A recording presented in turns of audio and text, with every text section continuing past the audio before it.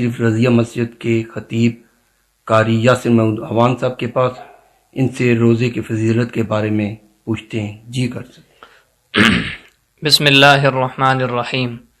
قال النبی صلی اللہ علیہ وسلم لکل شیء زکاۃ و زکاۃ الجسد الصوم، رواہ ابن ماجہ۔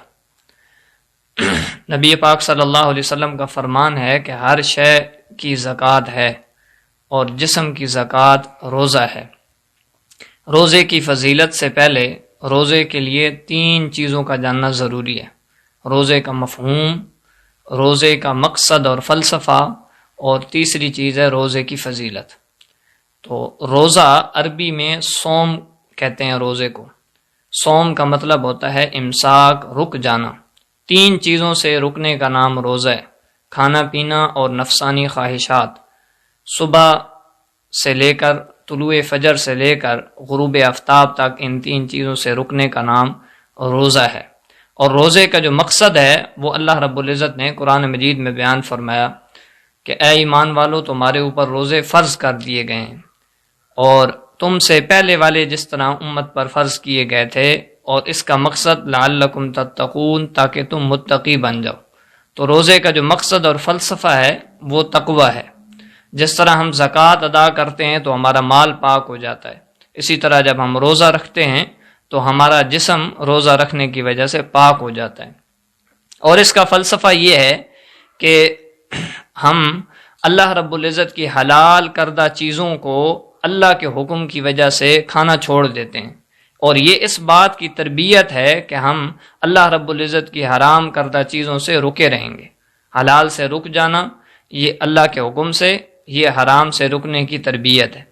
اور روزے کی فضیلت اور روزے کا جو مقصد ہے وہ اصل مقصد اللہ رب العزت نے جو مخلوق کے درمیان رکھا ہے وہ یہ ہے کہ انسان جب صبح سے لے کر شام تک بھوکا رہے گا تو جن لوگوں کے پاس کھانے کے لیے نہیں ہے، جو لوگ بھوکے ہیں، اس کے لیول سے کم ہیں، تو ان کا احساس انسان کے اندر پیدا ہوگا۔ تو جب انسان، معاشرے کا ایک انسان جو صاحب نصاب ہے، جو صاحب حیثیت ہے، وہ جب محتاج اور مسکین لوگوں کا جو نا اس کے اندر محتاج اور مسکین لوگوں کا وہ خیال رکھے گا تو اس وقت معاشرے کے اندر ایک حسن پیدا ہوگا، اور آپس میں معاشرے میں لوگوں کے درمیان محبت پیدا ہو جائے گی۔ اب تیسری چیز ہے روزے کی فضیلت۔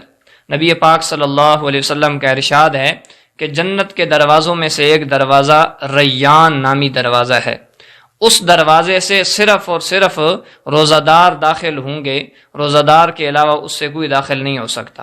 فرشتے آواز لگائیں گے این الصائمون، کہاں ہیں روزہ رکھنے والے؟ تو ایک جماعت بھاگتی ہوئی آئے گی جنہوں نے روزے رکھے ہوں گے، روزہ دار، وہ اس جنت کے دروازے سے داخل ہو جائیں گے۔ جیسے ہی روزہ دار داخل ہو چکیں گے تو وہ دروازہ بند کر دیا جائے گا، اور اعلان ہوگا کہ اب اس دروازے سے کسی اور کو داخل ہونے کی اجازت نہیں ہے۔ روزہ، نبی پاک صلی اللہ علیہ وسلم کا فرمان ہے کہ روزہ ڈھال ہے۔ اب یہ ڈھال گناہوں سے انسان کو روک لیتا ہے۔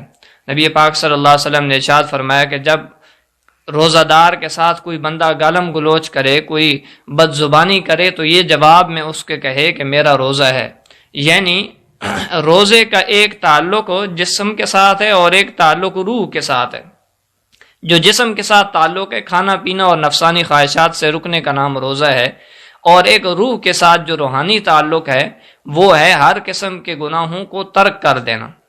جس طرح ایک حدیث مبارکہ میں آتا ہے کہ روزہ رمضان کے اندر ہر عبادت کا جو اجر ہے وہ بڑھ جاتا ہے، مطلب نفل جو ہے وہ فرض ہو جاتی ہے، اور جو فرض ہے وہ 70 گنا بڑھا دیا جاتا ہے۔ تو علماء نے لکھا ہے جس طرح رمضان کے اندر ثواب بڑھ جاتا ہے، اجر بڑھ جاتا ہے، اس طرح جو آدمی رمضان کے اندر گناہ کرے گا تو اس گناہ کی سزا بھی 70 گنا بڑھ جائے گی۔ تو اللہ تعالی ہمیں محفوظ فرمائے۔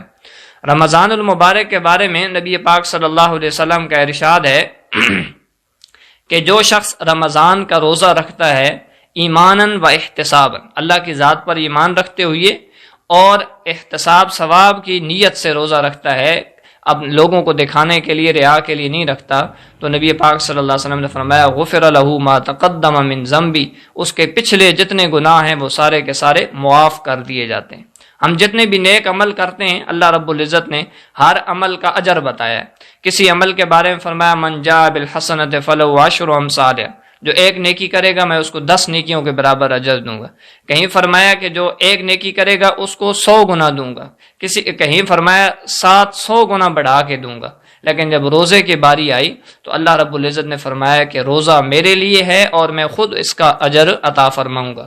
اب یہ جو اجر ہے یہ اللہ رب العزت نے اس بندے کے لیے قیامت والے دن سرپرائز رکھا ہے کہ یہ انسان کے اللہ رب العزت اور اس روزہ دار کے درمیان راز ہے. اب روزہ دار کو بھی نہیں پتا کہ مجھے کیا ملنے والا ہے، کوئی بڑی چیز روزہ دار کو ملنے والی ہے. محدثین نے اس کی دوسری تشریح فرمائی ہے اس حدیث کی کہ نبی اللہ رب العزت فرماتے ہیں اس حدیث قدسی میں کہ روزہ میرے لیے ہے اور میں خود اس کی جزا ہوں. یعنی اللہ رب العزت کوئی اور اجر دینے کے بجائے خود روزہ دار کے بن جاتے ہیں. ایک اور حدیث مبارکہ میں آتا ہے کہ روزہ دار کے جو منہ سے بدبو معدہ خالی ہونے کی وجہ سے نکلتی ہے وہ کستوری سے زیادہ اللہ رب العزت کے ہاں جو ہے مقبول اور پسندیدہ ہے. تو اللہ تعالیٰ سے دعا ہے اللہ رب العزت ہم سب کو رمضان کی قدر کرنے کی توفیق عطا فرمائے اور صحیح معنوں میں روزے کا جو مقصد ہے اس کو سمجھنے کی اور اس کے مطابق روزہ رکھنے کی توفیق عطا فرمائے. آمین.